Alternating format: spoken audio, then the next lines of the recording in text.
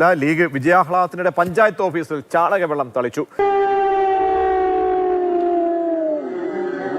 തെരഞ്ഞെടുപ്പ് ഫലപ്രഖ്യാപന ദിവസമാണ് ഈ സംഭവം ഉണ്ടായത്. കോഴിക്കോട് ചങ്ങരോത്ത് പഞ്ചായത്ത് ഓഫീസിന് മുമ്പിലാണ് വിജയാഹ്ലാദ പ്രകടനവുമായി എത്തിയ മുസ്ലിം ലീഗ് പ്രവർത്തകർ ചാണകവെള്ളം തളിച്ച് ചൂലുകൊണ്ടടിച്ച് അങ്ങനെ ഒരു പ്രതീകാത്മകമായ ഒരു പ്രതിഷേധം നടത്തിയിരിക്കുന്നത്. ചങ്ങരോത്ത് പഞ്ചായത്തിൽ കഴിഞ്ഞ തെരഞ്ഞെടുപ്പിൽ അവിടെ UDF ഭരണത്തെ അട്ടിമറിച്ച് LDF ഭരണം പിടിച്ചെടുക്കുകയായിരുന്നു. സംവരണ പ്രസിഡന്റ് സ്ഥാനമായതിനാൽ SC വിഭാഗത്തിൽപ്പെട്ട ഉണ്ണി എന്ന ആളായിരുന്നു പ്രസിഡന്റ് ആയിരുന്നത്. അത് ആ ഭരണസമിതിയെ പരാജയപ്പെടുത്തിയാണ് ഇത്തവണ ഈ 19 സീറ്റുകളിൽ 17 എണ്ണം പിടിച്ചെടുത്താണ് ഇവിടെ ഇപ്പോൾ UDF തിരിച്ച് അധികാരത്തിലേക്ക് വന്നത്. മുസ്ലിം ലീഗിന് വലിയ സീറ്റുകളുള്ള ഒരു പഞ്ചായത്ത് കൂടിയാണ്.